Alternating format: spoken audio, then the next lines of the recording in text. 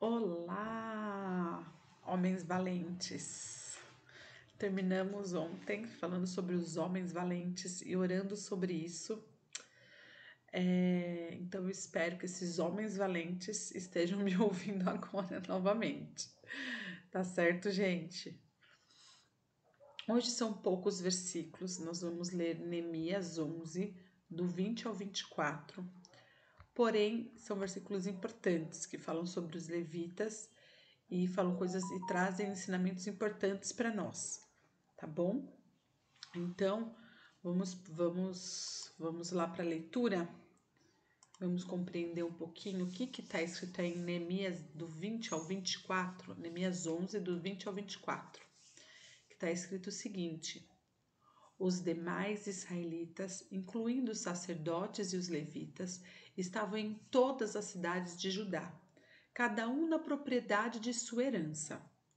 Os que prestavam serviço no templo moravam na colina de Ofel. Ezia e Gispa estavam encarregados deles. O oficial superior dos levitas em Jerusalém era Uzi, filho de Bani, neto de Asabias, bisneto de Matanias, tataraneto de Mica. Uzi era um dos descendentes de Asaf, que eram responsáveis pela música no templo de Deus. Então aqui nós já vemos a responsabilidade sobre alguns levitas. Aqui traz um pouco sobre isso. A gente percebe, gente, que os assuntos internos do templo foram confiados aos cantores, aos filhos de Asaf. Quando estavam em exílio, lá no Salmo 37, eu vou ler aqui rapidamente para vocês o Salmo 37. Olha que interessante, no Salmos 37, aqui na Bíblia onde eu estou aqui, né, com ela em minhas mãos, está escrito o seguinte, aqui em Salmo 137, fala assim: junto aos rios da Babilônia, o título está escrito Lamento dos Exilados da Babilônia, gente, olha que interessante, Salmo 137. Junto aos rios de Babilônia, ali nos assentos e até chorávamos, nos lembrando de Sião. Então aqui eles se opunham às duas cidades de Jerusalém e Babilônia, né? Era uma cidade de Deus e a outra do homem. Então aqui Jerusalém sendo como cidade de Deus e a Babilônia como a cidade do homem. Uma conta a verdade, que é quem? Jerusalém, e outra conta o que, gente? A mentira, a falsidade. Uma representava o reino da luz, que era quem? Jerusalém, e a outra o reino das trevas, que é o que? A Babilônia. Essas cidades existiam na atualidade como princípios. 2, né? Salmo 137, 2. Penduramos as nossas harpas sobre os salgueiros que há no meio dela. Então, antes, eles utilizavam no templo, agora elas estavam penduradas no salgueiro. Estar preso ao mundo, gente, paralisia tanto a mão como a língua, de maneira que é impossível neste ambiente cantar o cântico ao Senhor. Então, naqueles momentos, eles estavam lamentando, eles estavam na Babilônia.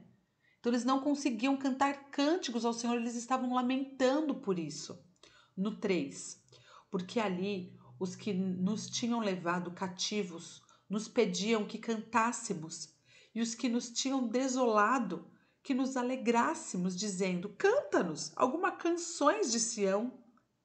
Gente, eles estavam insistindo para que os cantores, naquele ambiente hostil, eles conseguissem cantar, né? Aquelas pessoas que desolaram eles, que estavam tratando eles maus, estavam pedindo para que eles cantassem igual como eles cantavam em Sião. E isso não estava fluindo. O que eles fez? Penduraram nos salgueiros as suas harpas. Por quê? Porque não acontecia, não fluía no espírito. Gente, isso é tão importante, né? 37, 4. Como cantaremos a canção do Senhor em terra de estranhos? Se eu me esquecer de ti, ó Jerusalém, esquece-te a minha mão direita da sua destreza. Se de ti não me lembrar, que a minha língua se apegue ao meu paladar, se não exaltar a Jerusalém como preferido assunto da minha alegria. Lembra-te, Senhor, dos filhos de Edom, do dia de Jerusalém, que diziam: arrasem-na, arrasem-na até os seus alicerces. Ah, filha da Babilônia, que tem que ser destruída, bem-aventurado o que te retribuir o pago do que tu me fizeste a nós. Então aqui estava falando o quê? Sobre a Babilônia. Aí o 9. Bem-aventurado o que tomar os teus meninos e der com eles contra as pedras. Os meninos aqui queria dizer a idolatria referente à Babilônia. E der com eles contra pedras, que é o quê? Destruir a idolatria da Babilônia. Então aqui, gente, eu quis me referir a esse Salmos 37, porque ele foi escrito exatamente nesse tempo. E isso nos mostra que a descendência de Asaf, dos levitas ali, né, que eram responsáveis pelas músicas dentro do templo de Deus, eles não conseguiam compor, eles não conseguiam cantar. Olha que significativo, por conta do que tinha ocorrido. Então isso é muito importante quando a gente para pensar sobre isso, né? E assim, a vida cristã, gente, é uma realidade tanto externa quanto interna. O cântico deve vir do interior. E como é que está esse interior? Entendem? Principalmente daqueles que são levitas, né? Que vai ali transmitir essa mensagem. Então, assim, eu acho interessante a gente parar para pensar isso. Se o louvor a Deus não estiver no coração, na vida da pessoa, no dia a dia da pessoa, não haverá nem melodia e nem poder de vida. Se a vida da pessoa não for uma vida santificada, se não for uma vida que procura o aperfeiçoamento do Senhor, se não for uma vida que procura o Senhor em primeiro lugar e que a gente abre mão da Babilônia e das iniquidades no qual nos segue, gente, não tem como sair novos cânticos. E esse Salmos 37 era exatamente isso que eles estavam lamentando. O 23, eles estavam sujeitos às prescrições do rei, que regulamentavam suas atividades diárias.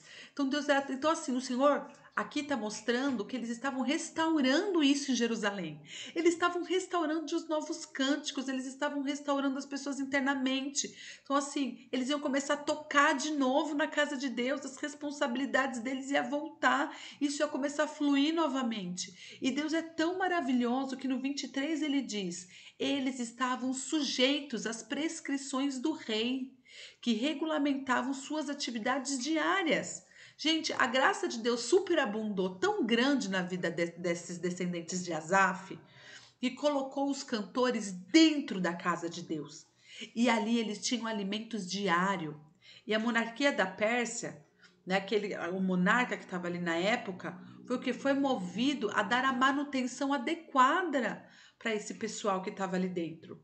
Quão admirável, gente, é o amor de Deus, que faz que um rei poderoso, o rei Artaxerxes, que estava na época, supre o pão de um desconhecido cantor de salmos. Ele não conhecia esses cantores. Eles não conheciam, entendeu? Porém, eles estavam suprindo eles, né? Bom, o 24 para fechar. Petaías, filho de Mesabeel, descendente de Zerá, filho de Judá, representava o rei nas questões de ordem civil. Então aqui a gente vê que até essa questão, né, de casado, solteiro, até isso estava colocando ordem na casa. Gente, era tudo, né? Até essas leis da terra, como a lei civil, estava aqui assim colocando tudo em ordem, né? Então assim que hoje a nossa oração ela possa ser que, independente, gente, se você é um levita ou se você não é levita, porque da sua boca, eu tenho certeza que de toda a equipe nossa aqui do Inspire Mais e do Inspire, sabe? Eu sei que todo mundo tem uma playlist, né? E que dessa playlist a gente canta, a gente tem momentos secretos com Deus, devocionais.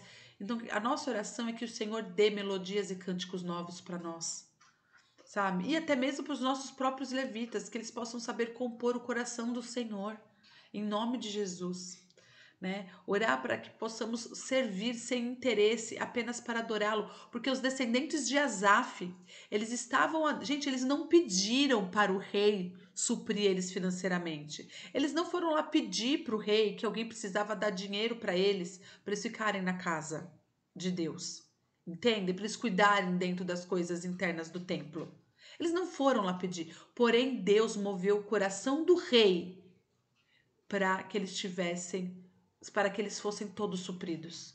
Olha que demais. Então, assim, que o nosso coração possa servir sem interesse, apenas para adorá-lo, porque o Senhor vai suprir as nossas necessidades. Amém? A gente precisa crer nisso, gente. E pedir a Deus também que a motivação dos nossos corações esteja nele e não em suas mãos. Né? Então, aqui, eles também nos ensinam isso, que eles estavam voltando, a dor deles, esse lamento de Salmo 137, doeu tanto neles, eles lamentaram tanto na época da Babilônia, tanto na época que eles estavam exilados, que na hora que tudo é levantado, na hora que eles são restaurados, e a hora que o Senhor começa a restaurar essa parte do templo, imagina a alegria que estava no coração deles, que há tanto tempo, eu estou imaginando eles tirando aquela harpa do salgueiro.